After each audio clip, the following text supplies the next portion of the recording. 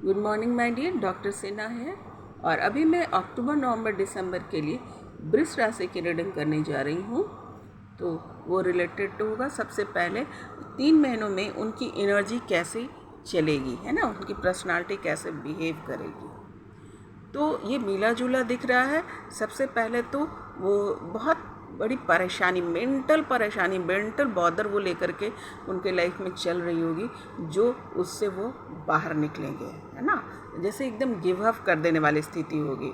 अपने love life से related हो सकता है, हेल्थ से रिलेटेड हो सकता है, करियर से रिलेटेड हो सकता है, किसी भी चीज़ से।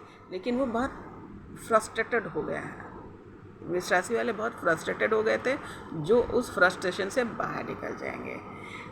अभी ये मूड में रहेंगे, एक नई अपॉर्चुनिटी की तरफ इनकी मूड रहेगी और थोड़ा फ्रेश महसूस करेंगे, डिवाइन की तरफ अट्रैक्ट होंगे, पॉजिटिविटी की तरफ अट्रैक्ट होंगे। इन 3 महीने में इनकी एनर्जी इस प्रकार से बढ़ने लगेगी और स्ट्रेंथ वाले कंडीशन में जाएंगे। बहुत सारी चीज़ों को वो प्लेस देंगे, है ना। इन्फिनाइट उनके पास जो सोच है, विचार है, या आइडियाज़ हैं, या एक्शन है, उनके अंदर आ जाएगा। मतलब बहुत स्ट्रेंथफुल कंडीशन में आ जाएंगे और वो सब चीज़ बहुत कामली हैंडल करेंगे। जो पहले काफ़ी मतलब डिप्रेशन, बहुत फ्रस्ट्रेशन वाली थी, अब वो काम वाली स्थिति में आ जाएंगे और उसे डील करेंगे, बहुत फैमिलियर हो जाएंगे। और इन महीनों में वो सारे सिचुएशन को डील करते करते वो अपने फैमिली के प्रति करीब जाने की कोशिश करने लगेंगे।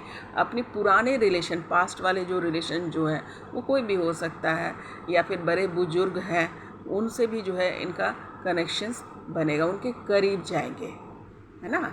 ये वाली स्थिति, बड़े बुजुर्गों के पास जाने वाली स्थिति तो डेफिनेटली होगी इनकी, है ना।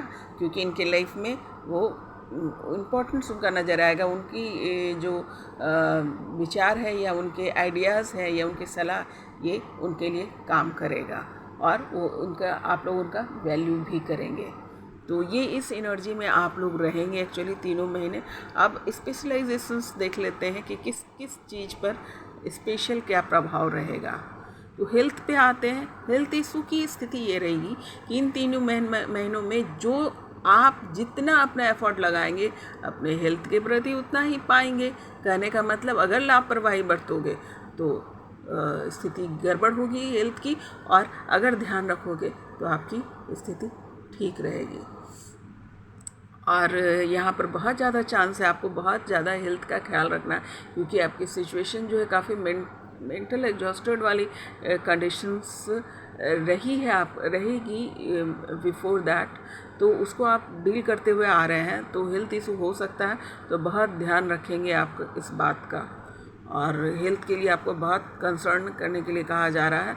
बहुत अच्छे से रहिएगा, इन 3 महीनों में हेल्थ पे आपके प्रभाव आ सकता है, तो खूब ध्यान रखिएगा, है ना। ध्यान रखिए, ये भी तो कहा जा रहा है कि जितना ध्यान रखोगे उतना अच्छा रहोगे। तो अच्छा है ना, अच्छे रहने के लिए हम क्या करेंगे, थोड़ी सी मेहनत कर लेंगे, थोड़ी से ध्यान ले लेंगे। जब हमें पता ही चल गया है तो हम लापरवाही नहीं बरतेंगे, क्योंकि दोनों ही एनर्जी आई है, गिव एंड टेक। आप जो करेंगे वही मिलेगा, और चांसेस है अगर आप लापरवाही बरतेंगे तो बीमारी और हेल्थ इशू आपको हो सकता है। तो ध्यान रखेंगे, है ना। दोनों एनर्जी है तो अच्छी वाली एनर्जी को पकड़ लेंगे। कैरियर में जो है आप एकदम इंटेलेक्चुअल पर्सन की तरफ बिहेव करेंगे, मतलब बुद्धिमान, एकदम से स्टेबल, है ना, प्रैक्टिकल रहेंगे। तो ये आपकी जो है अच्छी एनर्जी निकल कर आई है कैरियर से रिलेटेड।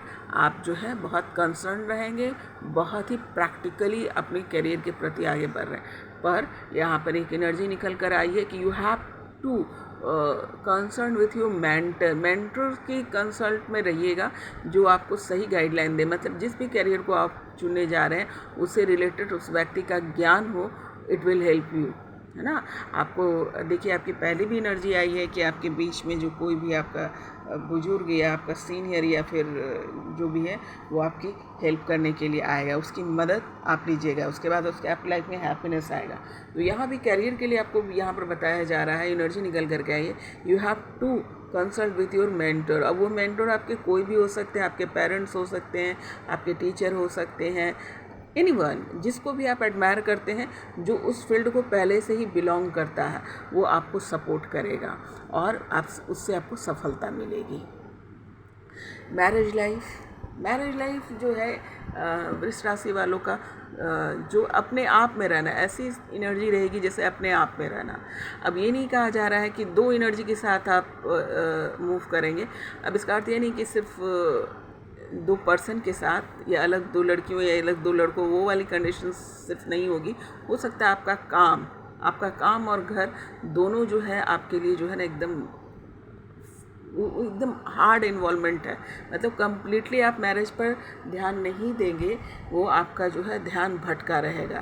कोई अपने काम पे कर सकता है या फिर जिसके और कुछ एक्स्ट्रा एनर्जी जो एंट्री ली है उस पर आप भटक सकते हैं, या किसी अन्य चीज़ों पे, पैसे के प्रति या फैमिली के प्रति। पर मैरिज पर से ध्यान जो है आपका, मैरिज लाइफ पर जो है आपका ध्यान यहाँ पर कम रहेगा। और एनर्जी यहाँ पर सिर्फ ये मेल एनर्जी नहीं, मेल और फीमेल दोनों एनर्जी जो है ऐसे ही मूव करेगी। अगर फीमेल है तो वो अपने लुक्स पर या अपने प्रेजेंटेशंस पे, अपनी क्रिएटिविटी पे, अपने जॉब पर ज़्यादा ध्यान देगी, अन्यथा मैरिज की अपेक्षा जो है ये दोनों ही एनर्जी होगी, जो मेल और फीमेल एनर्जी दोनों ही मैरिज से ज़्यादा अपने नेक्स्ट काम को यहाँ पर महत्व देंगे। यानी यहाँ पर इंटरैक्शंस जो है कम होगा पार्टनर्स के बीच में, तो ये एनर्जी रहेगी, काम में ज़्यादा बिजी रहेंगे। लव लाइफ की भी स्थिति वैसी ही है वृष राशि वालों के लिए कि वो एकदम स्पिरिचुअल मोड में जा सकते हैं, या फिर शांत रहने की कोशिश कर सकते हैं, या कुछ विशेष मतलब इमोशनल लेवल से थोड़ा आगे बढ़ जाएंगे। यानी इमोशनली जो है ये थोड़ा सा पीछे बैक रहेंगे। कहने का अर्थ क्या कि कहते हैं ना, इमोशनल ब्लैकमेल नहीं होना, ये इमोशनली इन्वॉल्वमेंट आपकी कम रहेगी, ज़्यादा है, आप अपने आप में खोए रहेंगे। और अगर बात भी करेंगे तो इंटरफेरेंस जैसे जो आप फील कर रहे हैं उसी हिसाब से आप अपने पार्टनर्स को डील करने की कोशिश करेंगे। जैसे आप हर्मिट की एनर्जी में, इट मीन्स जो है आप एलोन रहना चाहते हैं और ये चाहते हैं कि कोई भी आसपास ना रहे, वो आप अपने में खोए रहें। वही चीज़ आप अपने पार्टनर से भी उम्मीद करेंगे, उसमें रोक टोक लगाएंगे जो कि उन्हें पसंद नहीं आएगा, चाहे वीमेन हो या मैन हो। और इस तरीके से है यहाँ पर लव लाइफ जो है ये एक्साइटमेंट नहीं है, यहाँ पर परेशानी लग रही है ना, स्ट्रगल लग रहा है यहाँ पे।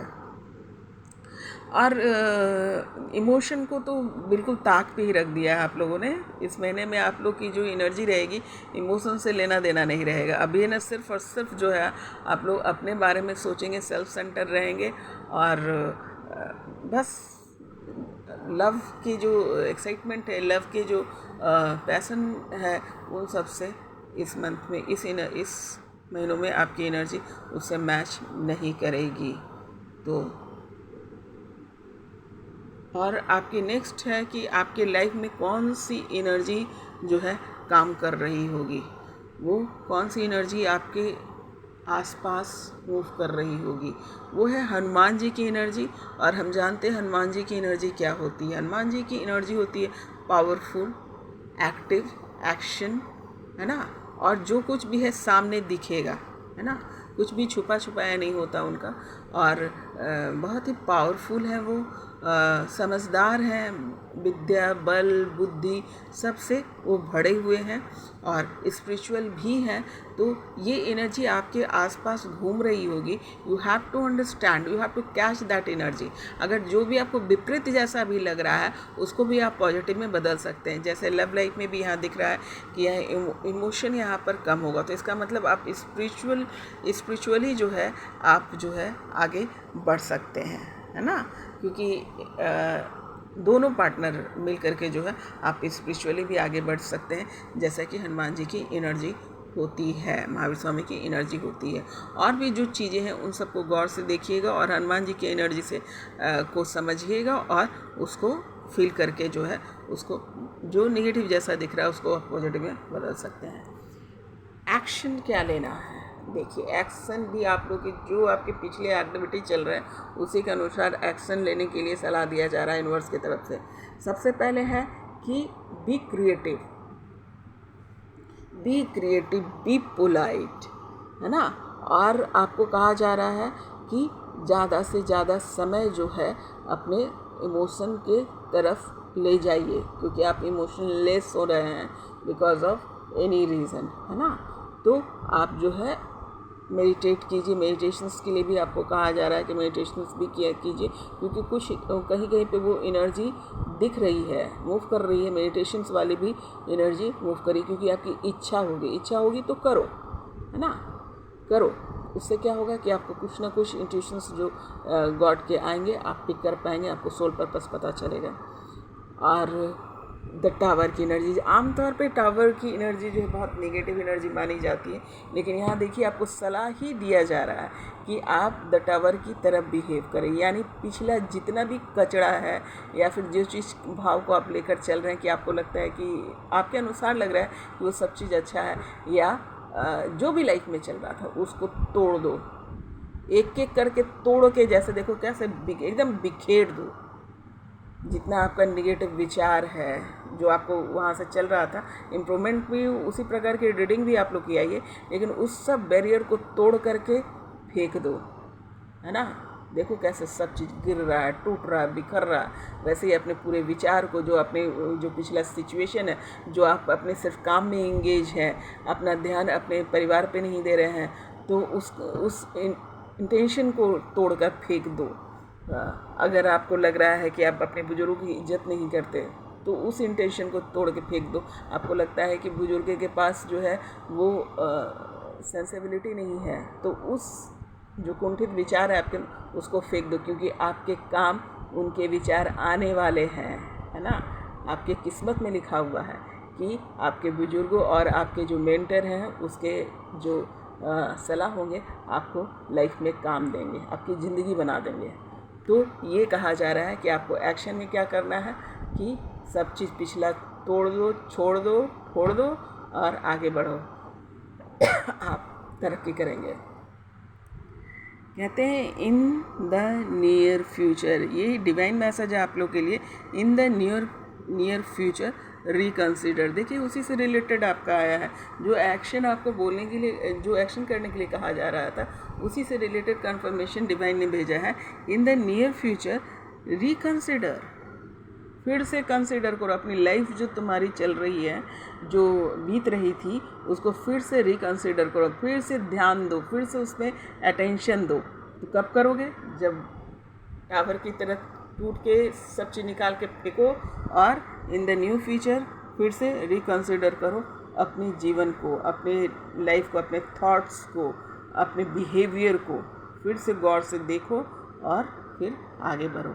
और आपको कहा जा रहा है रिमेन पॉजिटिव, क्योंकि ये आपका ट्रांसफॉर्मेशन जैसी सिचुएशन है, तो आपको हमेशा पॉजिटिव रहने के लिए कहा जा रहा है, क्योंकि आप पॉजिटिव रहेंगे तो आसानी से जो है डिवाइन की जो आपके प्रति जो वर्क है, जो लेशन है, वो आप समझ पाएंगे और आप सक्सेसफुल होंगे।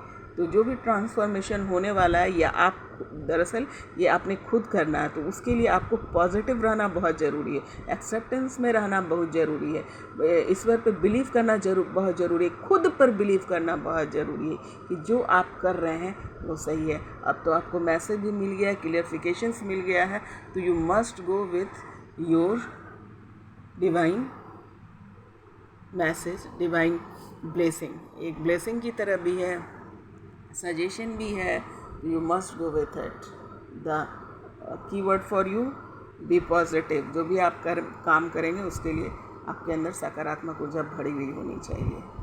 तो आपकी ये रीडिंग थी फॉर 3 months, और जो आप करते हैं वही एनर्जी आगे जा कर के भी प्रभावित होती है। तो सोच समझ के देख कर आप इस पर विचार करके अपने काम करना, और बहुत बहुत दुआ, बहुत बहुत प्यार, बहुत बहुत स्नेह, खूब तरक्की करो, अपनी जो लेशन उसको कंप्लीट करो, और गॉड ब्लेस यू।